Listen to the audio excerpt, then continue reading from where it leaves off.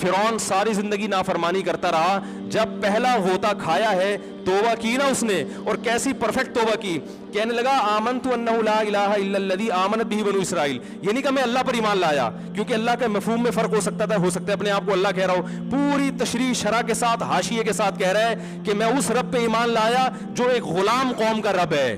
صحیح ہے نا, میری جو بنی اسرائیل جو میرے غلام تھے نا, وہ جس کو رب مانتے ہیں میں اس پر کو رب مانا میں نے.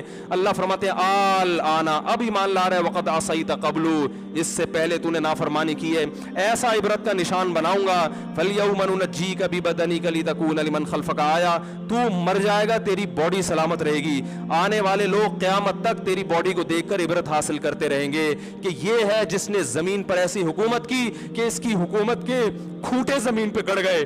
آج کیسا عبرت کا نشان بنا ہوا ہے, کیسا پڑا ہوا ہے, مسالے لگا لگا کے تو اس کو محفوظ رکھا جا رہا ہے. اور اللہ فرماتے ہیں یہ تو اس کی باڈی ہے جو تمہیں نظر آ رہی ہے, اس پر گزر کیا رہی ہے ہم تمہیں بتاتے ہیں. النار, آگ ہے, یعرضون علیہا غدوا وعشیا, جس آگ پر صبح اور شام اس کو جلایا جاتا ہے. وَيَوْمَ تَقُومُ السَّاعَةُ, اور جب قیامت قائم ہوگی, أَدْخِلُوا آلَ فِرْعَوْنَ أَشَدَّ الْعَذَابِ, اللہ فرمائیں گے کہ ہم حکم دیں گے فرشتوں کو کہ فرعون کو اس سے سخت عذاب میں ڈال دو. آپ کو فرعون لیٹا ہوا نظر آ رہا ہے, قرآن کہہ رہا ہے لیٹا ہوا نہیں ہے وہ, صبح اور شام آگ میں جلایا جا رہا ہے اس کو.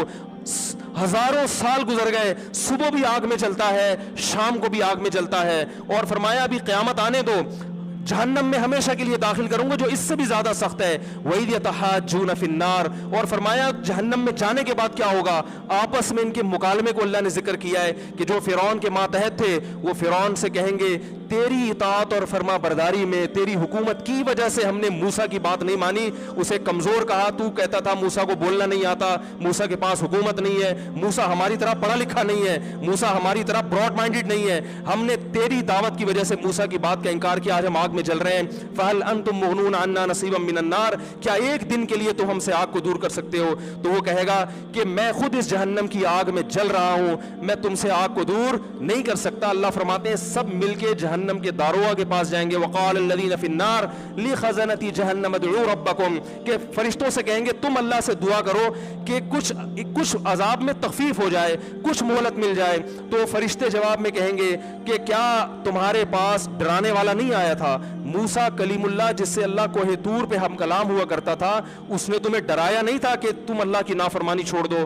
کہیں گے قالوا بلا, وہ کہیں گے ضرور. اللہ فرمائیں گے پھر اعلان ہوگا فادعوا وما دعاء الکافرین الا فی ضلال, فرشتے کہیں گے اللہ نے ہم پر پابندی لگائی ہے تمہاری سفارش کرنے پر, تم خود اللہ کو پکارو. اللہ فرماتے آج ان کی پکار بیکار جائے گی, کوئی اسے سننے والا نہیں ہوگا. دیکھو جب تک جسم میں روح ہے, ایک دفعہ انسان توبہ کے آنسو بہا دے, ایک دفعہ اللہ سے کہہ دے کہ اے اللہ مجھ سے جو جرم ہوا, اگر کسی نے زنا کیا ہے ایک دفعہ کہہ دے اے اللہ آئندہ نہیں کروں گا. اگر کسی نے شراب پی ہے ایک دفعہ کہہ دے کہ اے اللہ آئندہ نہیں پیوں گا. اگر کسی نے اپنے والدین کو ستایا ہے ایک دفعہ کہہ دے اے اللہ آئندہ نہیں ستاؤں گا. اگر کسی نے وراثت کھائی ہے ایک دفعہ کہہ دے اللہ حق واپس کروں گا, آئندہ کسی کا حق نہیں دباؤں گا. اگر کسی نے انٹرنیٹ پر بیہودہ فحش فلمیں دیکھی ہیں ایک دفعہ کہہ دے اللہ دیکھ چکا آئندہ بولو بھائی نہیں دیکھوں گا. اللہ فرماتے ہیں اس کے کہنے میں تاخیر ہو سکتی ہے.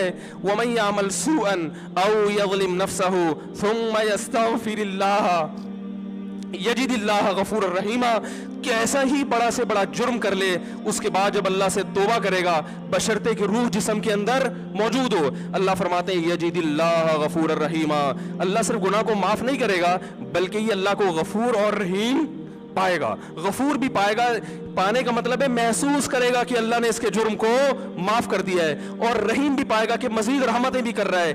یہ اس وقت تک اللہ کی طرف سے بھائی پیکیج ہے جب تک روح جسم کے اندر موجود ہے, کیونکہ غیب کا معاملہ ہے. جب اس روح اور جسم کا رشتہ کمزور ہو گیا ایڑیاں رگڑتے رہو گے لیکن اللہ توبہ قبول کرنے کے لیے تیار نہیں ہوگا. اللہ سے دعا ہے کہ اللہ ہمیں اس وقت کے آنے سے پہلے سدھرنے کی توفیق عطا فرمائے, اور اس اس بے حیائی کا جو طوفان ہمارے معاشرے میں پھیلا ہوا ہے، اللہ اس بے حیائی کے طوفان سے ہمیں بھی اور اپنے اہل و عیال اور اپنی اولادوں کو بھی بچنے کی توفیق عطا فرمائے.